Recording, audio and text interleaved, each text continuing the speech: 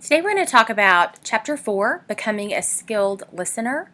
I know that many of us, sometimes we think we're good listeners when we're really not. Others of us have maybe accepted the fact that listening is not our strongest skill, and that's something that we're working on. So today we're going to look at different key concepts in the areas of listening and maybe talk about ways that we can become a more effective listener. So we're going to look at hearing versus listening, the different types of listening, ethical listening, obstacles to listening, note taking, and giving feedback. So first, let's look at the different types of listening. To begin, we'll talk about passive listening. Passive listening is listening that doesn't actively engage the speaker's ideas and arguments. It makes you a bit of a sponge. You merely attend to what's coming from the speaker and you don't really think about it. You don't really take in what they're saying. You don't analyze or question anything. You may zone out in the conversation. So you hear what they're saying, but you're not being critical at all in what they're saying to you. So you're not questioning anything. It's that everything that they're saying is accurate. Everything that they're saying is true. You're not being discerning in any way in the accuracy of the information that you're taking in, and you're not really actively engaged in what's being talked about.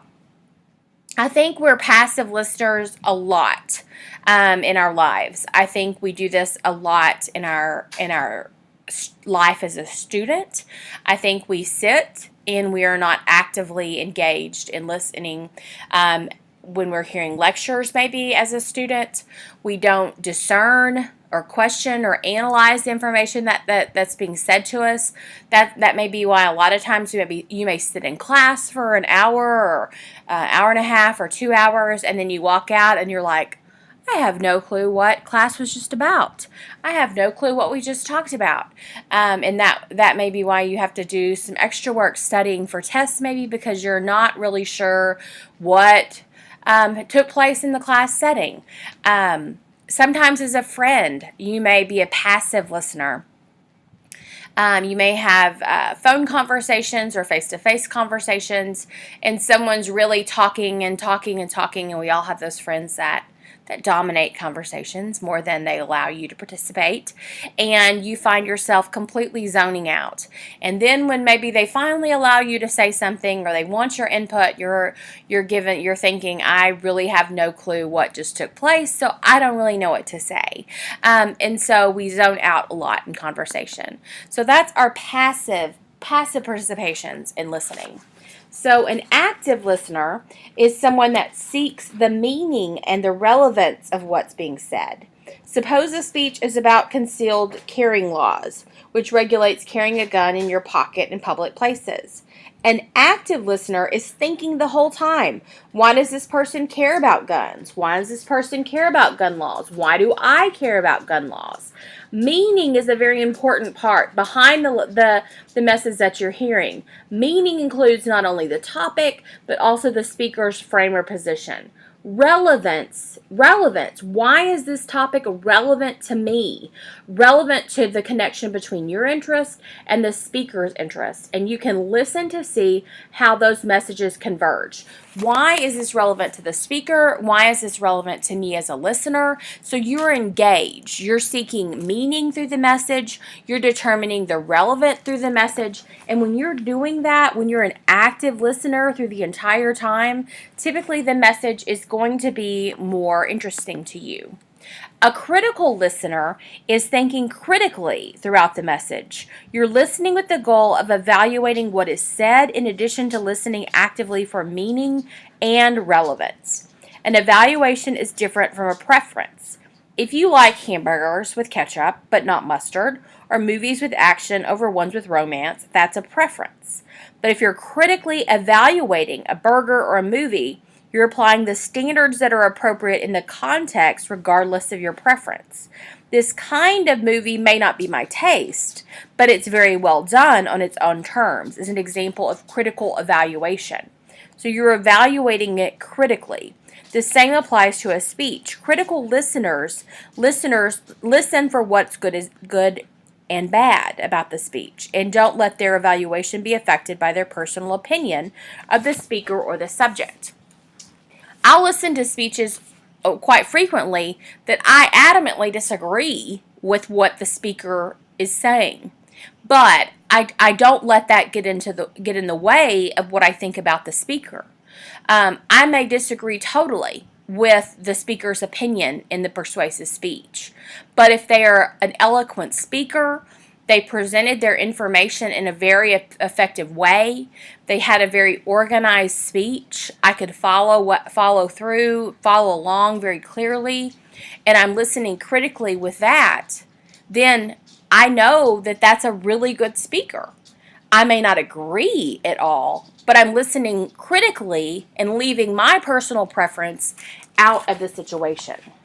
So critical listeners ask themselves whether the speech is effective or ineffective, whether the arguments are strong or weak, whether its supporting evidence is relevant or irrelevant, and whether its conclusions are logical or illogical. A critical listener always asks why the information in the speech is true or how we could confirm that it is true. So you're thinking the entire time about whether or not the information being presented is true or untrue, and present it in a very well way. Are these very strong points or are they weak points? In the same way, I've heard speeches where the person's giving an opinion that I agree with 100%, but they just didn't do it in a very good way. So while I agree with them, as I'm listening critically, I can't evaluate them with a very strong grade. So you have to think critically as you're listening to a speaker. So you think about the speaker's evidence. You think about what is the speaker avoiding to say. You appreciate the fact that it's well organized and logical. And you sort to find the relevant parts of the speech, and you assess strong versus weak arguments. So how does feedback play into being an effective listener? So feedback we talked about earlier with the communication process, and feedback is an important part of listening. This doesn't always mean that this is feedback that's done out loud in a speech setting. You do feedback constantly in your mind as you're listening. This is kind of part of you being an active participant in the listening setting. So as you're kind of thinking, a passive listener would say, did it hold my attention? An active listener would say, these seem to be your main arguments. These are kind of your main points. But a critical listener would think, here's the point that worked best. So they think critically as feedback. The ethics of listening. So as you're being an ethical listener, these are sort of your ethical responsibility as a listener. Number one, when you're going to any kind of situation where you're a listener, so you think of all the different places where your role is to be a listener. So sometimes that's dinner with a friend, that's a classroom setting, that is a meeting at work, that could be in church. Your responsibility is to be ready to listen. You have to visibly pay attention. You have to eliminate distractions, and that's very difficult. I mean, some of us are people watchers. I think sometimes at church, that's my biggest distraction, are the people around me. For a lot of us, that's our phones. I mean, it's right there. It's a distraction right there that's very easy to take us away from paying attention to what's in front of us. You have to respect the forum around you. So you have to kind of pay attention and focus based on the context of the situation. And you have to practice good turn taking. So there's some situations that may allow for feedback and they may allow for interaction. So take your turn if that is the case. There are lots and lots of obstacles to listening. There's external noise, like we mentioned. If there's people around you, there's people, sometimes they don't even have to be talking. They can just visibly be a distraction. There are stereotypes. Sometimes the presenter themselves may be someone that you don't care for.